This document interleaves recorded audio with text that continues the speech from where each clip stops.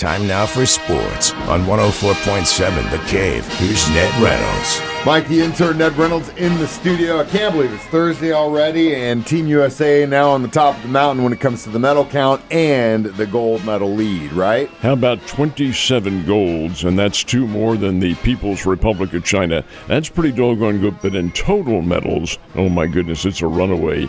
USA has something like 94, 95, somewhere in that vicinity, and the closest challenger there is in the 60s. So Team USA has really done very well, and today will be another big day, especially, Mike, in men's basketball. Now, the men's team is undefeated, but they're also in the knockout round, which means undefeated means nothing. You lose and you're gonzo. It is the semifinals, and the USA plays Serbia later this afternoon. It's only the third time they've played Serbia in 3 weeks. Exhibition game, USA won. In the pool play, that's how they have things divided in the Olympics in pools, and USA won again there. Now, third time, Serbia, folks, is pretty doggone good. You have Nikola Jokic, who is a 2-time NBA Most Valuable Player from the Denver Nuggets.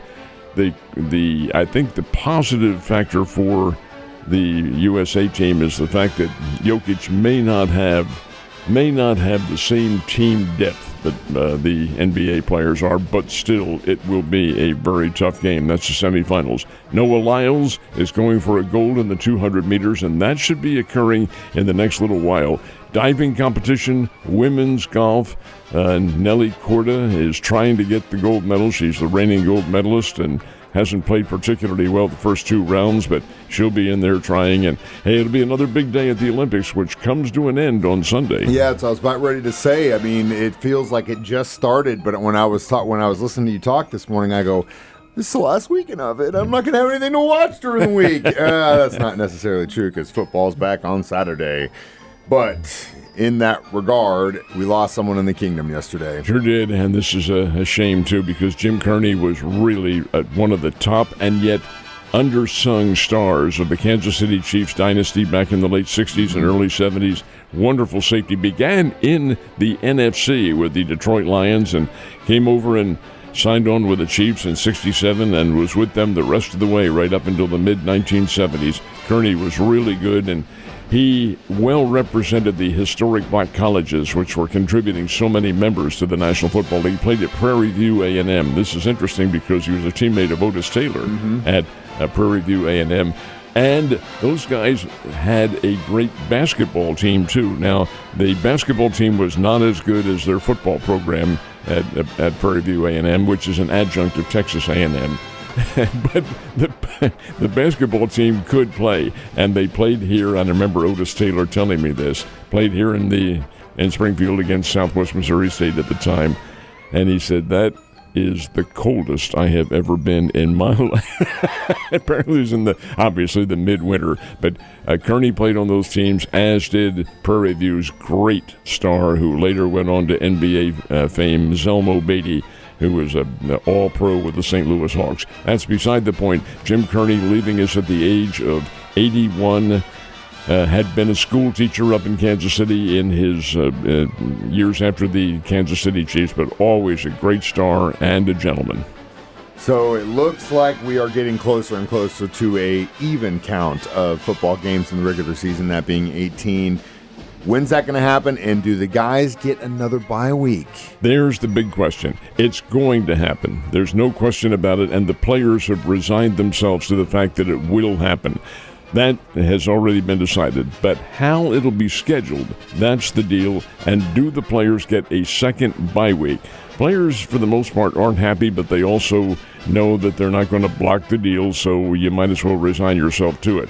And there is also the scheduling problem. And, Mike, there is some thought, this is not in concrete in any way, but some thought to be having the Super Bowl on the President's Day weekend. You know what that means? Almost a full month. And Monday off following the game. I'm all about that. And I think that's what we've always kind of said. It's like it's always in jest or in passing and joking around that time of the year, especially if your team is in the Super Bowl and you go, God, I really wish I had Monday off. Well, that might actually happen, and that would be a godsend for the NFL. And it is a federal holiday, so it would be off. I know. So, yeah, I'm not opposed to this at all. Cardinals and Tampa Bay Rays involved in this series right now. How'd they do yesterday? Cardinals won their second straight from Tampa Bay, beat them 5-2, got an early lead on the Rays. This is not the same Tampa Bay team of previous years when they've really captured the headlines because it's not one of the wealthier franchises,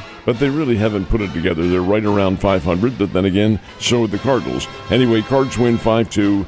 Alec Burleson with a big fourth-inning two-run double that put the game out of reach, but Eric Fetty, who the Cardinals just got from the Chicago White Sox, did pitched 5 innings in the ball game, allowed 1 run and 4 hits, and struck out 6 in that particular period in which he was pitching. So that's certainly a good sign for the St. Louis Cardinals. They played the Rays again, and then, now I don't know if they'll get on the bus or fly, but the I-70 series with Kansas City resumes.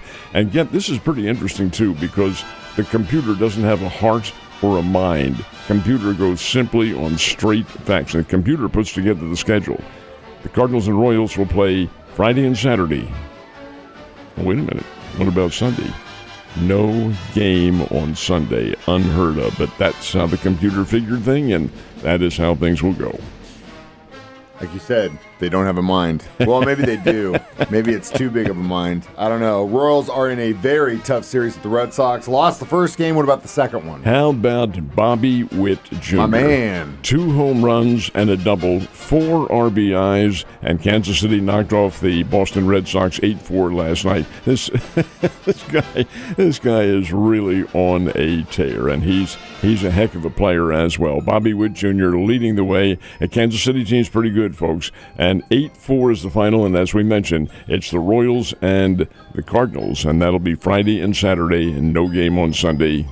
Hard to explain. Anyway, Springfield Cardinals did get a win. They were playing the San Antonio Missions and beat San Antonio 7-4. Chandler Redmond had a couple of RBIs in this ball game, and the Springbirds continued with their home streak against the Missions, who are the San Diego Padres farm club. Last but not least, a huge penalty coming down from the NCAA on Michigan football. What about their head coach now that he's no longer there? What happened to him? This is really, really fascinating to me because the NCAA said that the head coach, who, as you'll know, is Jim Harbaugh, is suspended for 1 year. He's suspended for a year, and then for the next 4 years after that, he has what's called the show cause option. Oh, wait a minute, though. Jim Harbaugh ain't with Michigan anymore. Folks, he is coaching the Los Angeles Chargers. Therefore, this is this is just a significant penalty because, in a way, now Harbaugh's in his early 60s, and his chances of coming back to college football or circumstances are probably rather limited, if in fact at all, in the mindset.